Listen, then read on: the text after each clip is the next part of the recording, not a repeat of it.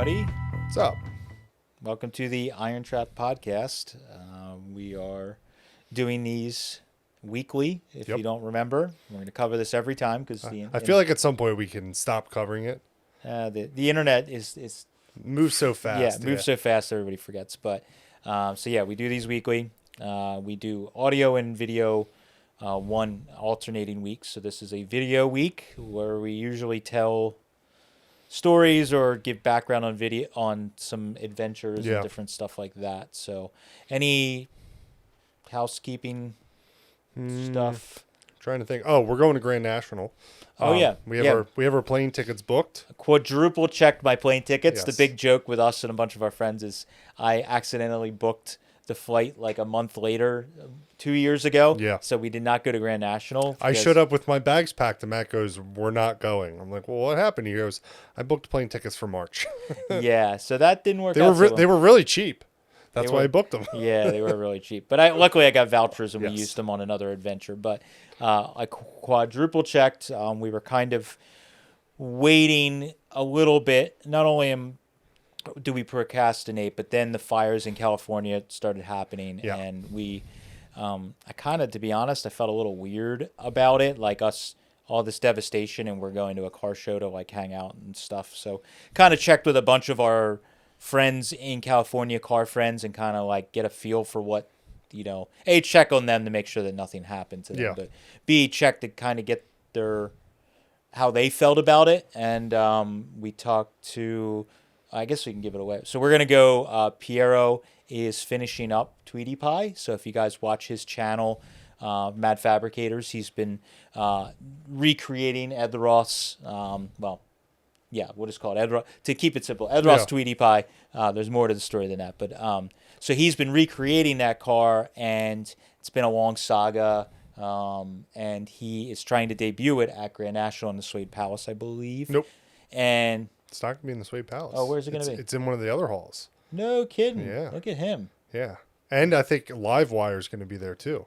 His first car. Oh yeah. Not his first car, but Yeah, car is really well known for. Yeah, I saw Brian Bass was working on that. So they're trying to get the car done, typical fashion. It's like last minute. Like all the cars that go to Grand National, they're Yes. being worked on in the trailer as it's being driven on the property. Yeah, so this past weekend, Lucky called me. So they're putting it together at Lucky's shop. So Lucky called me and was like, they had me on speakerphone, and those guys were all hanging out. And he's like, we just got all the pieces in my shop in one place. We're going to start assembling like tonight. So they got 2 or 3 weeks from then. Which is a pretty decent time. Luckily, the car is pretty small. They're not Yeah, putting but together. he's still got stuff that's at Chrome. Like, Yes. He sent to Chrome. So there's a few things that they're dealing He with. just picked the rear up from Dennis Lacey the other day. Yeah, so they're going to be down the watch. So we're going to fly out actually like a few days early, normally we fly in like the Thursday or something. Mm-hmm. If we go to just a show, we do some shop tours, do the show. This year we're going to fly in actually like earlier in the week, and we're going to help those guys work on the car. If there's anything that needs done, sanded, painted, whatever, touched up. Yep. Stand around and high five, eat pizza maybe. Help Piero film if he needs for me. Yeah, so we're gonna go out and do that. So that'll be really fun. Yeah. Little crossover you might see. So that's that. So Grand National, and We should be shooting some podcasts. I'm going to bring all the equipment out Yes. too. So if you're out in the California area and you would like to shoot a podcast with us, let us know. We're trying. It's tough with Grand National because a lot of people are thrashing on vehicles to get into the show. But we'd love to shoot some podcasts while we're out there to make the trip 100% yeah, especially if it's worthwhile. earlier in the week, Yeah. because we may be able to sneak away if it's somewhere that's in the Burbank area or whatever, or even Pomona area, if we can make it out and even spend a couple hours and film. Last year we went and did a little bit longer of a trip. We went to see Dave Martinez, Yep. and you guys saw that podcast. So we're going to try and do a few of them. We have a few lined up. We're going to the Midwest in the spring to do a pick, and we have a couple podcasts, hopefully at least one lined And we'll up. do our normal Grand National video as well while we're walking Picking our around. favorites. It's gonna be Super awesome. excited this year because it's the 75th anniversary. The I hope- one building, they're bringing previous Amber winners and contenders. Yeah, so hopefully it's not too affected by the fires. Yeah. Again, I feel a little weird, but everybody we've talked to in the show has even announced they're still having it. So we're gonna. I was super nervous when I saw that post on social media. Yeah, I was like, oh no, they're not having it now. Yeah, so that's all that. Today we're going to be talking kind of a continuation of another podcast, talking about the Schroll estate, Yep. which was an estate, if you're not familiar with it, we did back in 2020.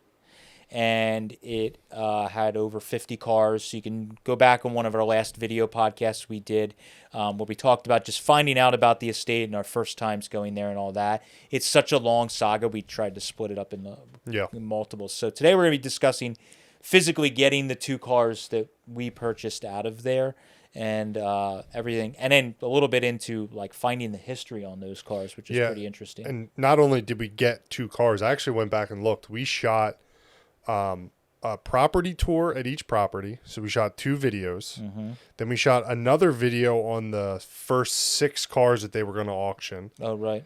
And then we shot a video getting the 32 and the 34. So we shot 4 videos in like a 7 or 8 hour day. And I don't really want to do that again if possible. It was terrible. I was actually not real happy, to be honest. I wasn't real happy with the tour videos and those first 6 cars because I was kind of like, I mean, I do pretty good with the on-camera stuff, but it was like thrown in trying to remember because a lot of those cars weren't cars that I really know anything about. Yeah. So it's like I just felt it just wasn't my best work, so to speak. So it was like we were trying to get as much done in one day, and because of it being an estate and so many moving pieces, it kind of all had to happen that day.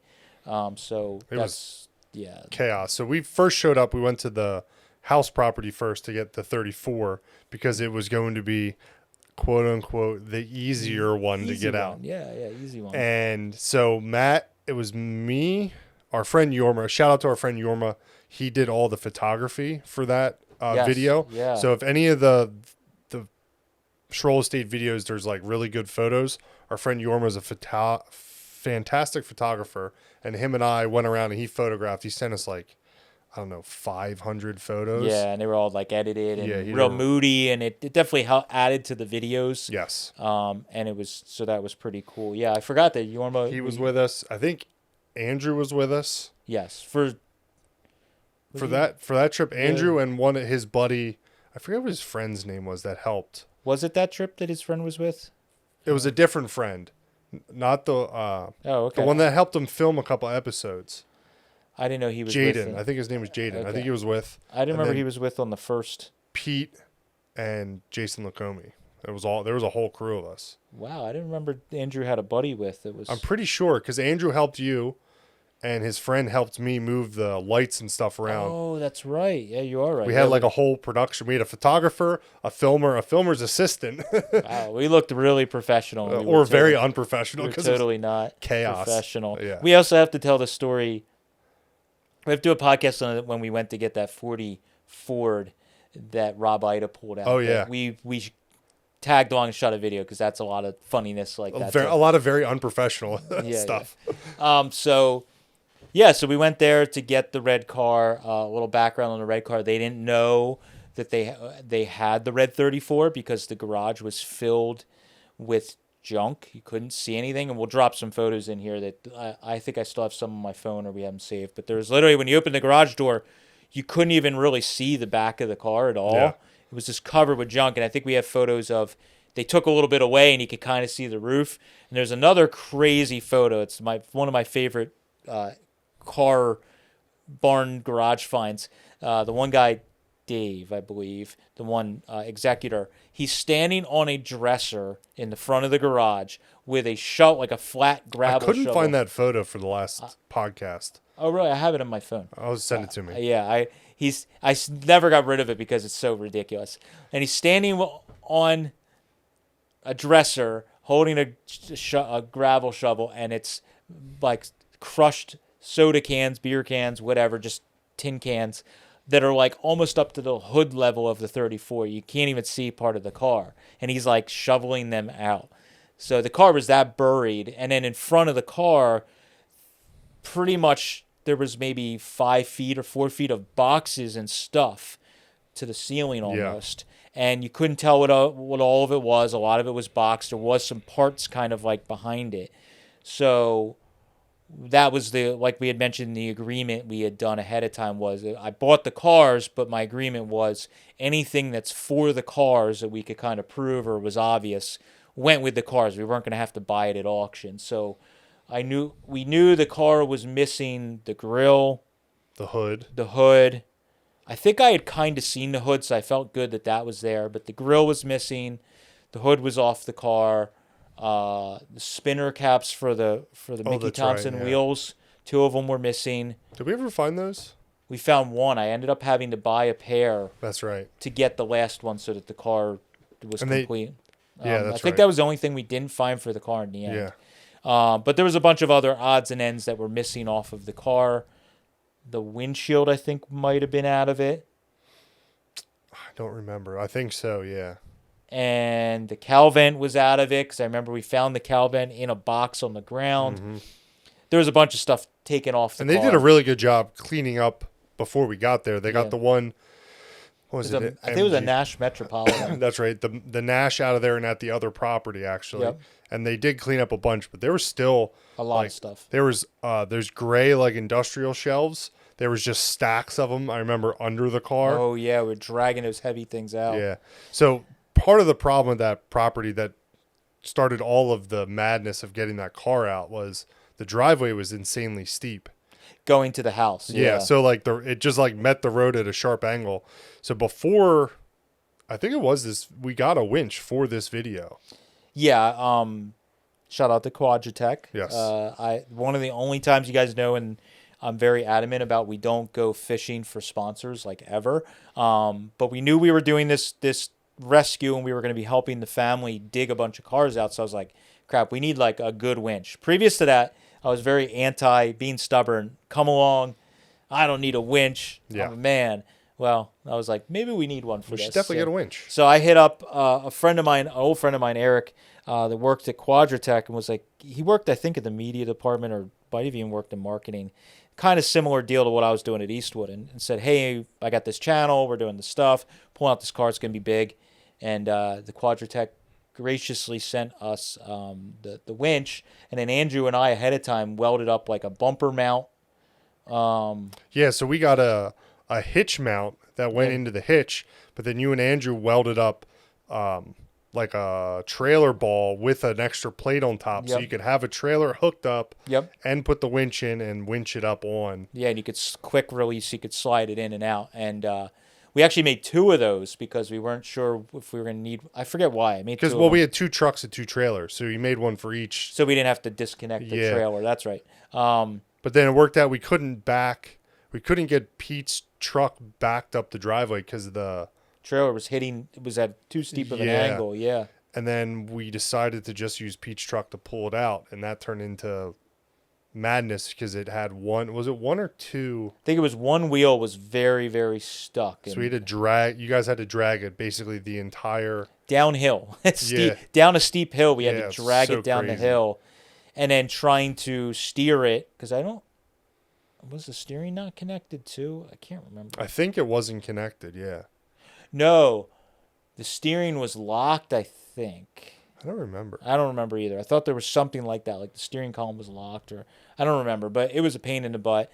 And then getting it on Pete's trailer because it was, it didn't roll was a pain in the butt. Yeah, but once we got the car drug out of the house, then it was like, all right, where's all the parts? And this mountain of stuff is the first place we went. We found the hood pretty quick because I think the hood was standing up in the garage. Yeah, I'm think, pretty sure I knew I that think was it there. was actually on the back. Yeah. Because I think there's a photo of the garage doors open. You could see it standing up on the back of the car. And then we found the grill pretty quickly in the stuff that was there, which was a huge relief. And it ended up being what we found out through reviving the car. He had taken the car apart because he had sent a bunch of stuff to get chromed. So the bumpers were re-chromed and they were bolted back on the car. And I found that as I was redoing the car and I had the bumpers off to do the gas tank, I noticed on the back of the one bumper they had written like the date it was chromed, and it was like 73 or 76 because he had it since like 73 or something. 71 or 72. 72, yeah. okay. So it was like 73 or 76, I think, on the back of the bumpers in like crayon or whatever from the chromer. And then the grill was re-chromed, which was amazing because the grill was in beautiful condition. and we found the radiator. And then we started going through every little box, and then we were finding these little boxes, like I said, with the cow vent. And it's like, okay, great, And it seemed like he was painting. He would like took it apart and he was like brush painting around certain areas. Yeah, and like the sides of the hood, he had brush painted it. The sides of the cow, and it was real sloppy the way he did it. And the good thing about that car, there was a bunch of cars on the property that he tinkered with, and shit got spread all over. Oh yeah. That car, I think we found all the parts in the garage. I don't think anything was on a different property. No, I think we it was found all some there. stuff in the basement I think some stuff got moved around in the house, but it was because the family was getting ready to prepare for the auctions, and they didn't know that it went to that car. So we found most of the stuff there for the car, but it was kind of neat as we were going through it, like finding all the little bits and the garnish molding. I think, no, that was on the car because it was just peeling. I think the dash was out of the car. Might have been. I'll pat the only thing I found, which I'll pat myself on the back for, was the aluminum floor strip, the rocker strip. And that was multiple trips later. It was in a bin of just scrap metal, and that's like, we need to find it. It was all twisted and bent, and they had this like shoved it in the trash can. He found it, and I'm like, and I hand hammered it all out. And He's just describing it. I'm like, oh, like this? And he's like, holy! It was my God. It was in the garage actually, but it was in the trash can. It had like a big can with just like metal shoved in it. I was like, hey, look, it's right here. Yeah, so that was good that we found that. Was there anything for the car you never ended up finding? It was just that one spinner for the Mickey Thompson, and we don't know if maybe that got lost when because they unthread from the inside. Yeah, so we don't know if that could have got lost when the car was getting driven, before that, or maybe he, driving it the little bit he drove it, maybe it happened. I don't know. I ended up having to buy a pair on eBay for like freaking $200 or $300, and I only needed one. And yeah, so we found most of the stuff. It was just the wheel was stuck, and it was like terrible to drag it down the driveway and get it up. And it was winter time, so it wasn't super cold, but it was actually like a week ago. It popped up on my Facebook memories like a week ago. We went and got those cars. Yeah. So, but it was really, really exciting to get that car out. That was my first 33.4 and my first 32 in the same trip, which was pretty awesome. And it was pretty neat because the interior, then we got it drug out and we could look at the interior, because I was just kind of like looking in through junk, and we could see the interior was all in really good shape. Yeah. I don't know if we found the gauges. It still had a stock type gauges in it. I can't remember anymore. I ended up putting a Stuart Warner panel. Yeah, it had a normal, since it's a 34, it had all the gauges still in the dash, I believe. But when we got that thing drug out and got it on the trailer, that was a huge relief, but it was like a huge ordeal, and we're like, oh my God, how bad's the 32 going to be? And what's even worse is, before we could even go do the 32, we still had to film the few cars they were going to sell for the first video, shoot a property tour, and while luckily, because there was enough of us there, we were able to split up. So Matt and Andrew handled filming, getting the car out, while I was getting B-roll in the other building with Yorma as we were taking photos. So if everyone else wouldn't have been there, we never would have been able to get it done. No, not in a one day. No, so, and then of course having Pete and Jason Lacombe, like having our friends there to help. Yeah, they helped with labor of getting the car physically out, and then once it was over to the trailer, I could start looking for parts, and they were loading it on the trailer, which was an ordeal. And well, yeah, because once we drug it out of the driveway, we basically just had it on the side on the road. There was no shoulder, just sitting on the road with the four-ways on, dragging it up onto the trailer. Luckily, it was farm country, so not a lot of traffic, but still super stressful. Yeah, dragging a car onto the road and having traffic going out and around. And so then we went to the other property to get the 32, and that was kind of the same deal. I had looked at the stuff and made a deal, but I kind of just quickly looked at them. I joked in the video, but it was totally true. I never crawled under any of the cars. Because the stuff was so packed in, I kind of just looked at them how I could look at them, took some phone photos, and made a deal. So like when we were dragging the 32.5 window out, I didn't really know how bad it was, because it was so much was stuffed under it and around it. I couldn't really get a real good look at it. I knew it was kind of rough, but I didn't know how bad it was. So when we got there, then I remember, so we filmed everything in that building, and we were dragging the 32 out. And the complication that happened with dragging the 32 out is the building where that sat was like almost like an old service station or something on a main road. Mm-hmm.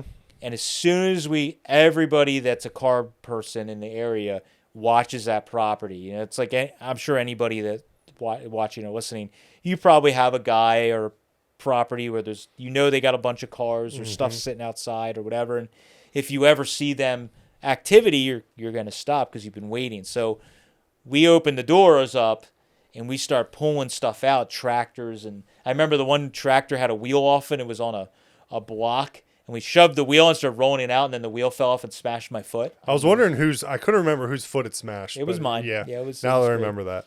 So we were getting the tractors out, and as soon as we got the doors open, started pushing stuff out, anybody that passed by was stopping. It was like really hard because all these people were stopping and asking what's going on and trying to peer in, and the family didn't really want people in, so we're trying to keep people out. And then the 32, like, once we aired the tires up, it rolled. Yeah, it was the hardest part was because it was a busy road, we had to pull onto the busy road and then do like a hard 90 to back the trailer right up to the door. And even up to the door, the nose of the truck was like out onto the street. Right, but the way the building ended up being, with the way it ended up being that the trailer was downhill and the bump we would have had to go over, which would have been a pain. It ended up we didn't need ramps. Yeah, I that's remember. Right. And the trailer was like level with like the garage door almost, and we just winched it right up on, and it was just like done. We're like, wow, that was easy. We'll never go into that estate has made us. You never go in and say that car is going to be super easy to pull out because it sat in a garage for years, but that one brake drum locked up. I ended up having to break it the next day when we got. Pete had the 34 in his car, so he always jokes at everybody. He had the 34 home at his house before I even had it. Yeah, he owned it for one day. One day. So when we drug it back to my house on Pete's trailer to get it off, I ended up having to just break the brake drum off. I cut it and shattered it and then put the wheel back on so it would roll. Another drum on so it would roll and to get it off of the trailer. But the 32 was missing a lot of stuff. Yeah, that was... Because he started to take that apart in like the 60s. Yeah, and he never put it really. Because he put the Olds engine in it at some point. In the 60s. Yeah. Because I have a photo of him sitting in it with no engine in it. Yeah, when he bought it. But we don't know. That's the one piece of history we don't know about the car. I don't have any photos with the Y block in it. Well, yeah, because the one photo we have when he brought it home hooked to his Lincoln, there's no engine in it. Oh, real? Yeah, I was trying to remember. There's a grill on it. It's empty engine bay. Because I'm pretty sure the photo of him sitting in it is the same day. Because I think it still has the tow hitch on the front of it. Okay, and it had a weird hood on it. Like a homemade... I don't think it had any hood. Yeah, we have a photo with some kind of weird homemade hood sitting on it. That's terrible. But, yeah, so I don't know if it had a... So when he bought it, it might have been some deal that he didn't get the engine. We don't really know. Unfortunately, that little piece of history we don't know. But he put the Olds in it really early. One of the neat things about that car that actually helped us as we were doing that estate was he kept pretty good notes. Very meticulous notes. So the family, as they were going through all his things and belongings in the house, they found a little scrap of notebook paper. We'll have to take a photo and... Oh, you still have it? Yeah, I have it. I have it in my folder with the car. Oh, okay. All my stuff for the car. So she found 2 scraps of paper. She found a scrap of paper that was like literally just like ripped off a bottom piece of notebook paper or whatever. And it was when Larry called about the car. I don't know if it was in a newspaper or he got a lead from somebody. We don't know that piece of the story. And maybe we do know because I don't know.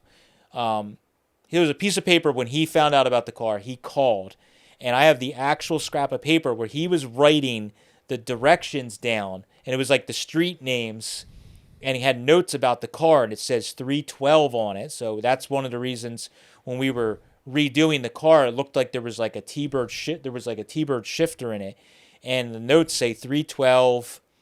It says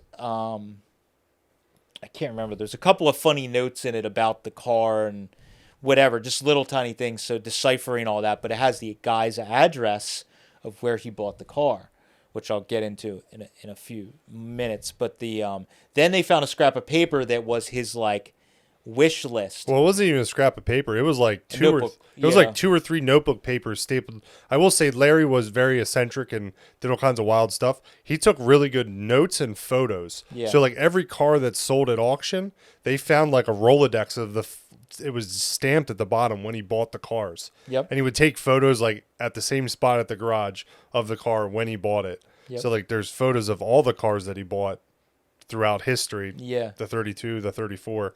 So he had a notebook paper that was just like hand stapled together with very lightly pencil written notes of what he wanted to do to that 32. And they found the photos real early on. I mean, it was like almost a week later or days later or maybe even when we were there, she gave me the photos that they found of the 32. And this was when it was at his parents' house when he bought the car, because he was like, I don't know, we knew his age. I think he was like 16 or 18. He was pretty young. Maybe he was early 20s. I don't Yeah. remember, but he was fairly young, and it was like 62 or 61, 62. something like that when he bought it. And there was photos of the car when he got it being pulled by that Lincoln. It was like a 53 or 4 Lincoln, I think. And he had all those photos. Then we also found photos of color photos that I heard through family members that were on the other side of the family that I talked to later, that said that through Facebook talking to people, he, at some point, I don't know if it was the 80s or the 90s, I don't know if his mom died or the property was being sold where he grew up, but apparently he had a crap ton of cars there still. Yeah. And they gave me photos. They found photos of the day he moved the car from there. And we also have a photo of the car sitting in the fence row or in the weeds outside with a tarp half on it. And the freaking Lincoln that he was flat towing with it is parked next to it outside. So that's how the car got so rough, because the building we pulled it out of was dry and solid. And it also explains why that Oldsmobile engine that was in it looked like it was underwater. Yeah, because he had just pulled a tarp over it. And that's also why the thing has weird rust to it, because the areas where the tarp stayed on held moisture and actually made it worse. And where the tarp was kind of coming off, the paint was still decent because it was allowed to breathe and everything. Yeah. So, but those notebook pages that were stapled together, he had listed like all the stuff he was going to do to it or that he had done. Some of it was so kooky. Yeah, there was some weird stuff, but there was notes that he had taken. He had another grill. He was going to get the grill chromed. Yeah. So there was notes that he had a second grill for the car. There was notes that he had sent. It had a Stuart Warner gauge panel in it, and he had sent the gauges away to get redone, and they told him the gauges were like no good or something. So we didn't find a dash ever for the car, even after all that hunting. Yeah. We never found the dash, so I don't know what happened when he found out the gauges were no good or whatever. Was the dash panel in the car or no? No, I had that, but because it said he had a Stuart Warner panel, I just picked like the Ensign panel, which is the most common, and put it in the car with the wings gauges. So it probably had something a little less refined, but through the notes, at least we had a rough idea. So it had that. It had the grills mentioned in there. The garnish molding. Yeah, it had notes that he had sent the garnish molding to be chromed. We didn't find the garnish molding with the car. The grills were missing. Like, all that stuff was kind of gone. The headlights and the headlight stands weren't there, but we had photos of the car with them on, so we knew that originally the car had the cast aluminum ones. We know that it had little smaller type guide headlights on it, or arrow headlights. And I think that was pretty much it for parts that we could see or whatever. But then as we were going through doing the estate, you actually found one of the next times when we were filming. Trying to think. The headlights? I don't think it was that same day. You found, I think it was the next time we went to film more when we were pulling cars out. You found the grills. No, we did that. It was months later. Yeah, it was when you and I went back That's what I'm saying. Yeah. When we were filming a different time, we found... It wasn't pulling cars out. It was when we were going through everything, sorting for the first parts auction. Oh, that's right. Yeah, so we went to we made a decision. We were trying to help the estate advise them. So the auctioneer wanted to just sell the cars where they were sitting, as they were sitting. And we were kind of like, you should really pull them outside. Some of them maybe clean up. Some of them leave as is. And get them out in the open. Mm-hmm. And also, all the cars were filled with stuff. We're like, we really need to pull all the stuff out because there might be parts for different cars. We were already finding Model A parts in Chryslers. Yeah. And we're like, we should probably go through and look at And a it. good thing we did. Imagine the person that bought that Plymouth. Yeah, the Plymouth, if you guys didn't see that video, it's really, really cool. It was one of the most ridiculous ones ever. We're going through and we opened the trunk of this Plymouth that was pushed. It was totally packed in, and we finally got Actually, the 32 was next to it. Yeah. And you open the Plymouth, the trunk, and it is filled with speed equipment. Every piece of speed equipment that he bought ever, potentially. Yeah. At That's Carlisle, that's the only place we found speed yeah, equipment. you're right. At Carlisle, Hershey, any of this like hunting he did, he would open the trunk and he would slide it all in, probably because he didn't want it to get... And it was a business coupe, so it had a like 6-foot deep trunk. It was crazy. So I was literally in there all the way pulling intakes out and parts, and we're just laughing hysterically as we're pulling them out. I'm telling the family what each thing is. They're writing on them so that when it went to auction.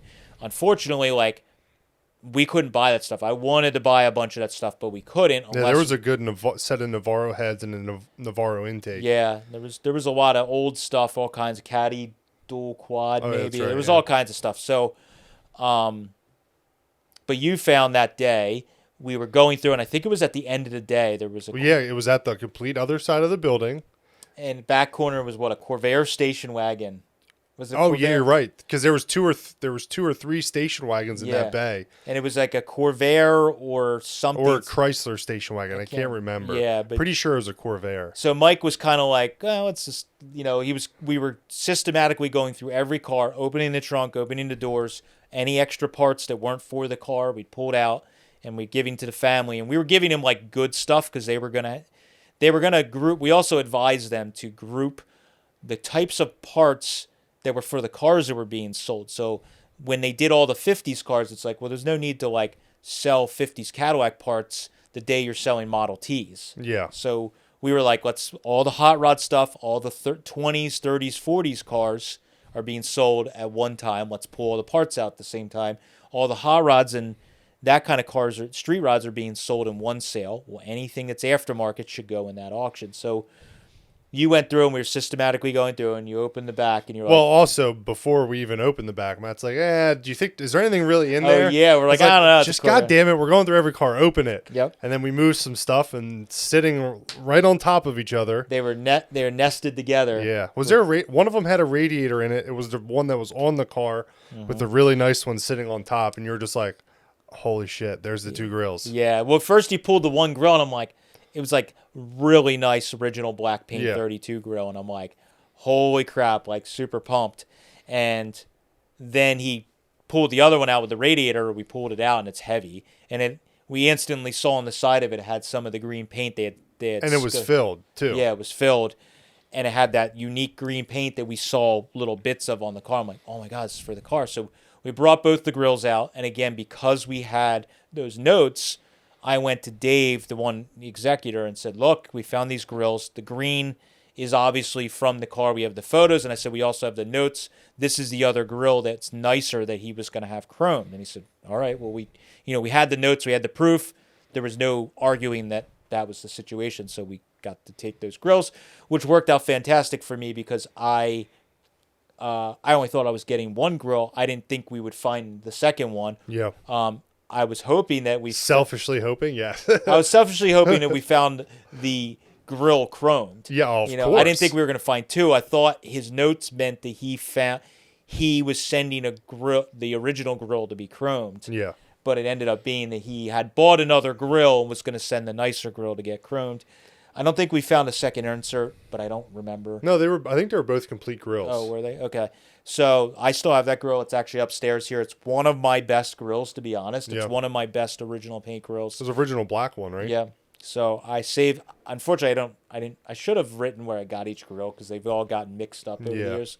But one of my best grills for sure. And then that same day, I believe, we went to the house property to do the same thing to pull all the parts out. Remember, we found that crazy like Edelbrock X5 or whatever intake that's like the cross. Oh yeah, it's like a cross flow 4-barrel intake. Yeah, dual Dual quad. yeah. In the bed of that yellow 35 Yep. pickup. In that same bed. I found the headlight stands. So this is a separate property, 10 minutes down the road, Yep. whatever. We found the headlight stands and the little black headlights sitting in the bed of this 35 pickup, totally random. And I'm like, I think these are the freaking headlights off the 32. So I had the photos in my phone. I pulled them up and I go, these are the same headlights. Look, and I showed it to the other executor and she was like, Right. okay, yeah. I mean, there's no more proof than that. It's like, And they bolted right up like they. yeah, everything was perfect. They actually were drilled a little funny in the aluminum, and it lined right up with the holes on the frame, and it was like, holy crap. So that day when we got back from that time of going to that state was super cool because I got back. I took the grill I had just set on it, Yeah. and I set the right one on, the holes all lined up, and then the headlight stands, I bolted them on, and everything lined right up, and it was like, oh my God, this is so cool. And the garnish molding we found before That was all that. That was at the very end. Oh, was it? Yeah, that was the same day you got the we found a few parts that day. They had a bunch of stuff In the basement. in the basement. So in between us doing all that, then there was a period of us not coming there. Yeah. And then they had all the stuff laid out on the tables That's for right. the I think auction. they found it in the attic of the house. No, they found it in the bedroom, like in his closet. That's right. And she knew they were for that car because it actually had written on the they were in like J.C. Penney paper bags. Boscov's. No, I think it was J.C. Penney. I wish I still had them. Yeah, they should have saved those bags. Yeah, that would have been cool. But they were old paper bags, and written on them was like 32 Ford or whatever. And they opened it up, and it was the freshly chromed garnish molding for that car. Complete set too. Complete set, never put on the car. They were still wrapped in like tissue paper or whatever. Does that have the windshield garnish too? Was that all chrome too? Because I still have the original ones that were in the car Oh, okay. that I took off. Yeah. So I don't know if he found a second set of garnish and had them chromed. We never found. The only reason I have those A-pillars, they were still bolted to the car. So Yeah. I don't know what the story is. Maybe somewhere along the line that the original ones got lost Yeah. or missing, or maybe when he bought the car, they weren't in the car because it was a race car. And just the A-pillar ones they never took off. Yeah. I don't know, but we found those. And that was a difficult situation because there was some family drama going on. And even though I made an agreement that I was supposed to get every part that was for the car, we had notes that said that he sent the stuff to be chromed and on and on and on, blah, blah, blah. They were still like, well, the family members like freaking out. One of the family members because I'm pulling stuff from the sale. Yeah. And it's like, well, it was for my car that I paid money for. But, okay. So I ended up paying on top. I gave them a little bit of money for, it was $500 or $600. Yeah. I gave them for the garnish because I'm like, look, these are for this car. We have all the documentation. I don't want to. And they were like, all right, just give us a little money. And then maybe they gave it to that person who was complaining. And Hush shut them money. up. Yeah, whatever. I don't know. But it was obviously for the car. Again, same thing. Bolted them on the car. It's that old 60s chrome that has you can't recreate that old chrome. Mm-hmm. And it was perfect because it was in the bags, forever. So that was really neat to put them back on the car. And then, yeah, I mean, I think the last little tidbit is that we should talk about is finding the history right as this was all going on, and we were putting these videos out like every Sunday. Yeah. Yeah, it was like a month of, I think because of COVID and it took a while to get all the cars pulled out for the first video. I think it was March. We did a release where it was like the whole month of March, every Sunday we released one video after another. And then the way we did it was like, I think we did the first video was for the auction of the first 6 main cars, which was the Mustang, the Corvette, the Thunderbird, the the 25 anniversary Corvette, and there was another car, and I can't remember what it was. But we did like a video of just those cars because they were in the first auction. Then we did the 2 property tours, and then the final video was you getting the cars out of the property. Okay, yeah. And then, so as we were putting those videos out, and then we got the cars and we started talking about, what we found. And like we always do, we started, that was one of the first times we started doing this, where we filmed going through the car as we got it. So I think the day we brought the red 34 home, Yep. Pete and I shot a video of Pete and I going through the car, and Pete found under the seat or under the carpet an insurance card or an owner's card. I think it was an insurance card. For that car, and it was to Barry Skelly. Mm-hmm. And we're like, I wonder who this is. I don't know, blah, blah, blah. And it was like, obviously not him. So we put that in the video. We started researching it. And I kind of had an idea through some internet searching that it might be a gentleman that was a photographer for dirt racing in the area. He owned a hobby store for many years of, with model cars and hobby type stuff. But I wasn't sure. And I sent him a message on Facebook. But it was like an older person that doesn't use Facebook often. He never got back to me. Yeah. It probably went to like the spam messages. And then I even hit up, I hit our friend Zach Sir up, and I said, hey, do you know this guy? Whatever. And told him the whole situation. He was like, I wouldn't doubt it, because like he's been involved in all the scene Forever. And, forever. And then I don't know how somebody that knew him. Yeah, I think somebody that frequented, because he was a photographer at Lincoln, correct? Yes, no, actually, one of our viewers sleuthed and got his phone number. I don't know if they knew somebody that knew him, and they called him and That's said, right. hey, a guy found a red 34 that looks like this. Did you ever own a car like that? And he started freaking out, and Barry was like, yeah, that's my old hot rod. Guy found it. So then the person emailed us and said, hey, here's his number. He's super excited to talk to you. Oh, that's right, yeah. And that's the first one where we started doing what we try and do in these videos, but it's very rare that you get to talk to somebody that owned the car before.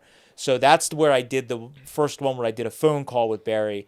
And I think those are super important. Yeah. That one and the Jack DeLorean one. Definitely. They're super important for the car. Unfortunately, both of them are not with us anymore. Mm-hmm. But I got to talk to Barry at length and we did that phone call, and I just turned my camera on in my office and did the phone call and had him on speaker.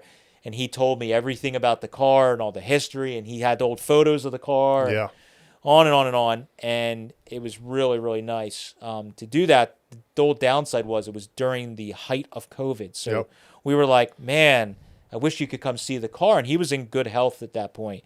And he was like, man, I really want to too, but COVID. So I was trying to hurry and get the car done so that when COVID kind of tapered off, it would be driving. And unfortunately, I didn't quite make it. He passed away. I think he got COVID. Yeah, he got COVID. And I think he passed away the summer of 2020. Yeah. Because another thing to talk about is we got the car, you went through it, but we didn't work on it for like a month and a half.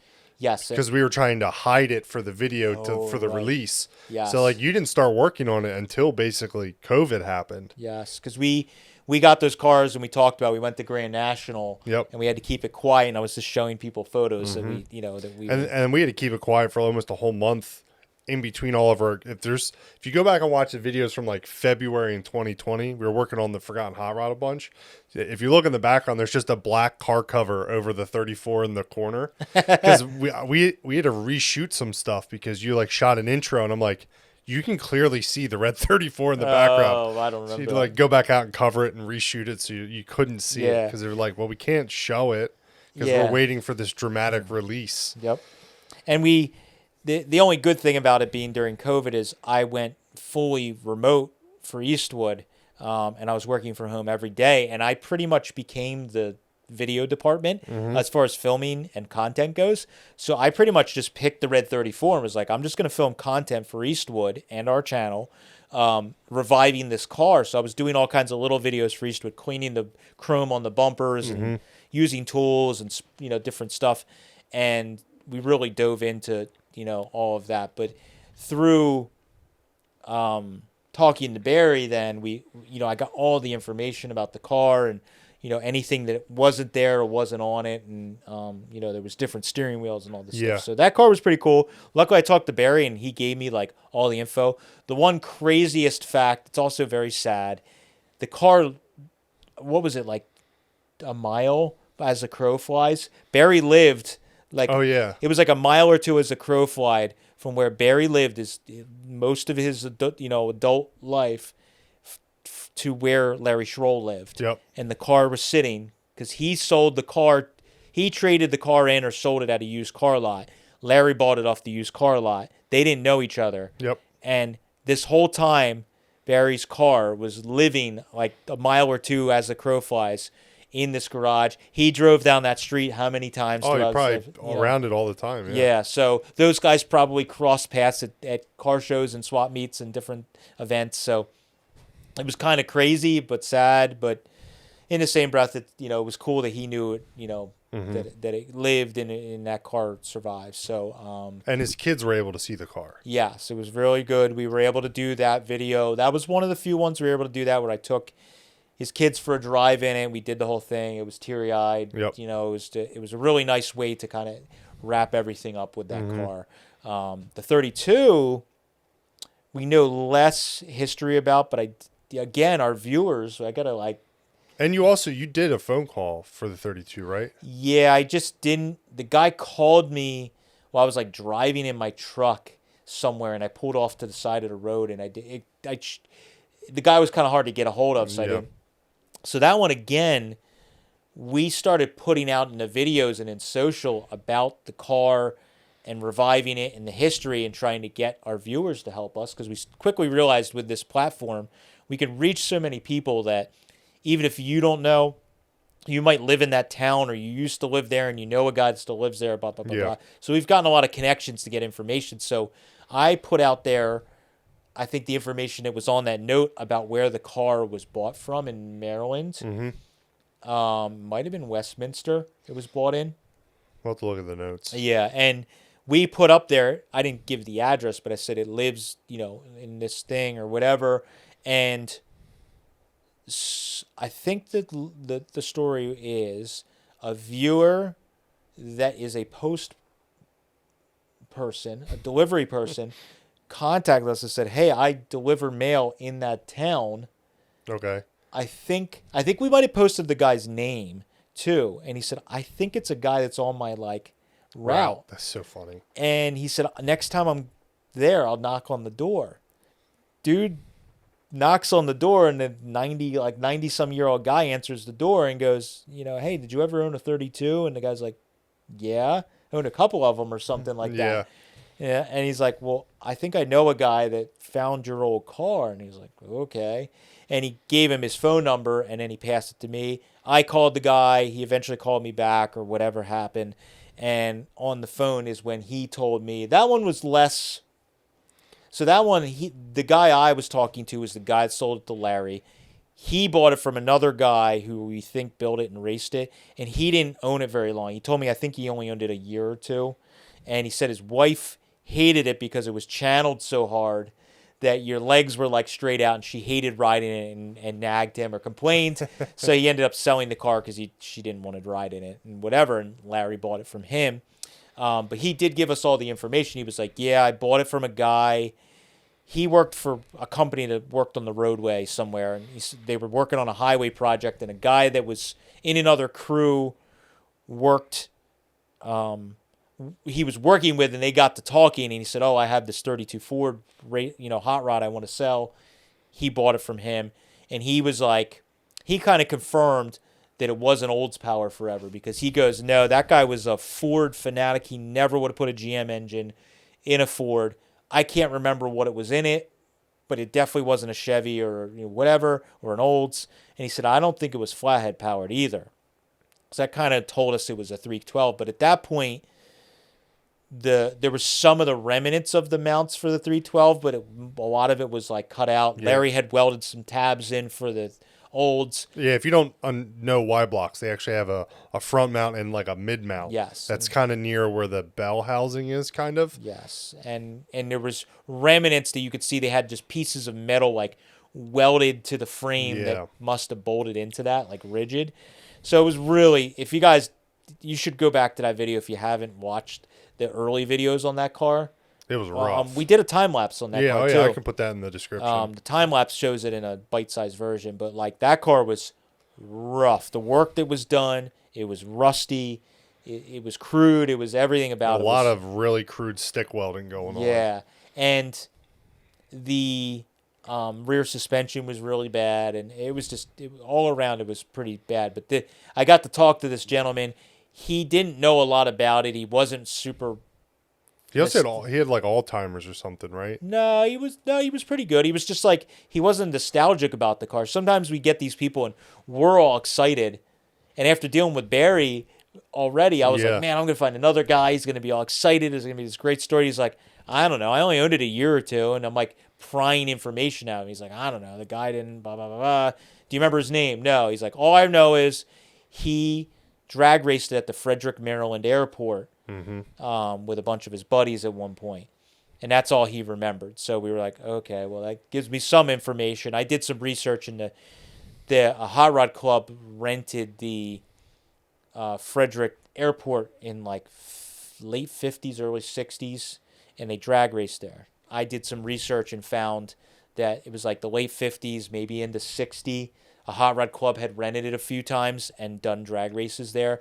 There's like no photos of those drag races. There's a little bit of people I've talked to or read online that people reference that they were there, but like there's no photos of a drag race, and I wish there was. Yeah. If anybody that's listening is from that area or knows somebody has photos of it. We should post. There's that PA Dragways Facebook group I just joined. Okay, we could try posting. I'm actually going to post about my grandfather's Oh, rail to see if I can just get a photo of it. But that'd be cool to, because the green paint of that's very distinctive. Yeah, But and that had colored film back in like the 50s. it wasn't common. It wasn't common. Yeah, and it wouldn't be common. Most people were shooting black and white. But either way, you would be able to tell the car. Now, the only thing that might be difficult is the car has a gasser on the door. And looking back at what the rules were for a gasser was stock ride height. I think they were supposed to have full fenders and running boards and stuff. And I think the engine was only supposed to be a certain cubic inch or something. But there was definitely a gasser. I think you weren't allowed to take off, and you weren't allowed to channel it either, I don't think. So I think this car obviously went through a number of versions, but we know that it was that green color with the A-gasser. We also see the 11.9 on the door. I don't know if that was the time or what that was. But we could see enough stuff on it. The car's very distinctive with the grille and, everything else that we probably could tell it was that car. But I haven't found like any. There's one photo, actually, I lie. I think on one of the old Dragway, Maryland Drag, like nostalgia site, there's a photo of somebody, a flagger jumping in the air. Yeah. And that's like the only photo. I think it was featured in one of the little books. I'm pretty sure. That photo, I think, was in one of the little books. Maybe, I don't know. Because they used to do like those write-ups, and it'd be like they took one photo from it. Like the Allentown. Allentown, there's a lot of photos. Oh, is there? Yeah, Allentown was big. When you talk to people, the Allentown Convair Field, there was like thousands of people there, or 1,000 people and hundreds of cars. It was a big deal. But this one must have not taken off. I don't know. But we found out a bunch of history. I found out information. The other key information I got from him was, I said, well, what was the interior like? We could see the car had remnants of white vinyl in the headliner, had that square roll bar, and behind it there was remnants of white vinyl.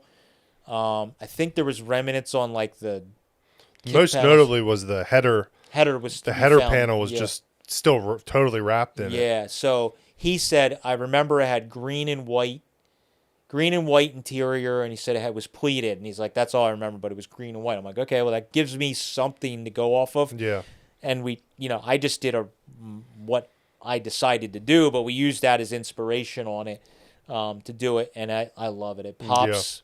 Yeah. It pops with the chrome garnish molding. So it's such a good, the white roof and how Joe did the Yeah. like I guess Pleated, the pleats. yeah, he did a pleated headliner, but the car's more than likely is finished out a lot better than it ever Oh, was. 100%. The carpet's nice in it. I built that whole floor and substructure and metaled out the doors and stuff, or the B pillars. So the car is like ridiculously solid now compared to when we got it, where it was just like they actually bolted it under the frame and there was no floor, and I think they just had wood in or something Yeah. and tin, and it was just terrible. So I can't even remember how bad it is. I have to watch my own videos again. But It was pretty bad. so that was cool that we found out the history. But getting those two cars really historically is what set me up for buying good stuff. Well, we talked about it. We actually had a customer stop by yesterday, and Matt was looking at the 33.3 window.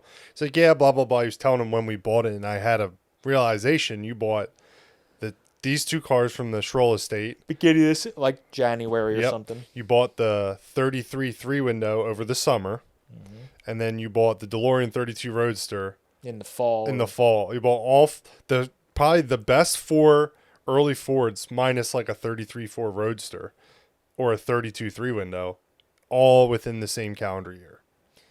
Yeah, and you could tell that I went broken that year. I did not borrow any money. I had been hustling, buying and selling and saving money and being a responsible adult, having a nice savings Yep. account. And then all this stuff started rolling. We were buying these cars and all this, everything was going on. And it's just like we always talk about when an opportunity arises, every one of those instances, it was a purchase that was not a steal, but was a good buy. And I knew if I didn't buy each of those when strike when iron's hot, that's why I did it. And all those cars I do not regret. The 33.3 window was probably the best buy. I think I paid 10 grand or 11. It was 11. You 11. You offered 10 and you wouldn't budge. Yeah, it was like 11 or something like that. Yeah. But that was such a good deal for that car. The 34 and the 32.5 window was also a good deal, but we talked about it before that because we did so much work for the estate promoting it and advising them on it, Yeah. physical labor, that kind of I don't count that as much because we did a lot of work to offset the discount I got on, but they still weren't a steal. I think I talked about what I paid for them in another video, but and then the DeLorean car, everybody thought I was stupid for. I paid $20,000 for that car, and there was people discussing how Much of a dumbass you are. I was a dumbass. I paid way too much money. Blah blah blah. And like we've always talked about our car guy math, I counted all the LaSalles in the trunk, and I go, oh, well, a 37 LaSalle is $900 or $1,000 for. There's 10 of them. There's 10 of them, or maybe it wasn't 10, but there was 7 or something, and it's like. It smells getting stronger. Should we go down? Let's wrap up and we'll go down and check on them. Yeah. So it was when you count all the LaSalles, it was a pretty. Oh, and the wheels. I mean, yeah, there was wheels. There was all kinds of extra parts. It ended up being a good deal, and in the end, I'm very, very happy with it. And I had somebody from Germany offer me way more than over double what I paid for it. Well, one of our local friends was giving you a hard time about paying that much for it, and then it started to get fixed up. And then he came and visited and was like, I'll gladly pay more for this now. Yeah, I eat my words. So you do a little bit of elbow grease, and it helps. So, but overall, that was the key. The 32 5 window and that 34 kind of set us up by getting those cars. We've talked about it a lot, where like if you get certain stuff, it finds you. So once I got a 32, once I got a 34, then I started getting. People were starting to tell us about more 32s and 34s. Well, the next year you bought all the 34 stuff in Michigan. Yes. So all that stuff, the Schroll estate kind of started the ball rolling. We were buying Model A's and some other stuff. We were definitely buying cars and parts, but like that got us the good stuff. That really good stuff. So I'm very thankful for that. My whole plan from the beginning, when I did that whole deal, was I was going to buy the 34, buy the 32. I was going to put the 34 on the road, drive it for a couple years, sell it, and then the profits from that would hopefully kind of pay for the 32.5 window, because that was the one I really wanted to keep. So that's what I ended up doing. 2 or 3 years later, after we offered it to the family a couple of times, they ended up passing on Barry's family on buying the car, and we sold it. I did a sale/trade to a guy in Texas. He's still driving the car. that helped pay for what money I had into the 32. So car guy math, the 32 5-window is free. Yep. Or close to it, which is awesome. So super stoked on that. And that car's sticking around for the foreseeable future. Yes, Again, even though I've had a lot of offers of people wanting to buy it, that car's kind of built, we kind of built it around me or a short guy. You and Steve, you're roughly about the same height. Steve has a tough time. Yeah, Jason Lacome's good. Yeah, it's true. Because he's a little thinner, Yeah. and he's about the same height as me. But it's. I would like one time just to attempt to try and even sit in the driver's seat, just because it'd be so hilarious. You probably have to get in on the passenger side and lay down, and or get in and like step over the steering wheel and just like sit in it. Just try it for fun, just to see how ridiculous. So, like, somebody big got in that car. I think Andy Kraus from. Oh, he did. He did it at Wheels of Time. Yeah, he got it. He's almost as tall as you, and he's a heavier set guy than you. So you could do it. Yeah, you just got to figure out the secret handshake to get in it. But so yeah, that's a kind of a podcast background. It's some fun information, stories, and different stuff. Really stoked to have revive those cars and to still be enjoying and the 32 Schroll car has been evolving. In recent history, I've been kind of thinking about making it a little nicer. The rear roll pan in the back is kind of smashed and rusting. It's now years of me driving starting to kind of like fall apart. Mm-hmm. So I've been thinking about making a new roll pan. Do I dust in some more? I got some more. Still have some of that paint we had matched. Yep. Do I dust in more paint? Do I just make the car nice overall and redo it completely? I don't know. Yeah, we'll let it evolve. The YouTube comments will tell you to paint it because you have no nice cars. Yeah, that's what they say. But I do know I want to change some stuff with the rear end and the gearing in it. We made the engine a lot more rowdy, and it's less. The modifications we've done don't match each other, so I put a super highway gear in the rear, and now with the light and flywheel and the big cam and all the stuff we did to the engine, it's really hard to drive. Yeah. The engine's not in a happy spot when you're cruising with the cam in it and stuff. So I think I might put a lower gear in it because I thought I was going to drive that car a lot further, but it's not super comfortable. Like every channel car. Yeah. So it'd probably be better to put something like 370s back in. It has like 250. Or 3.0s or 320s. I forget, but it's too highway. Highway gear. They're too much of a highway gear, and it's hard to that, or we got to put a steel flywheel on it. So either way, we're pipe dreaming. We do this all the time. Yep. Thank you guys for listening to or watching another podcast. Again, if you're listening to this only on any of the podcast avenues, you can check it out on YouTube, and Mike's going to drop in a bunch of that footage. It's really fun.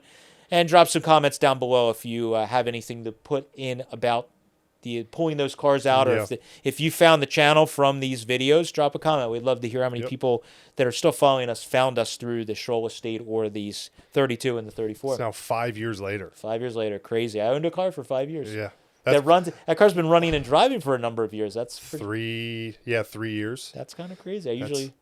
It's wild. Yeah. So thank you guys for following along. Appreciate it. See you. We'll catch you next time. See you.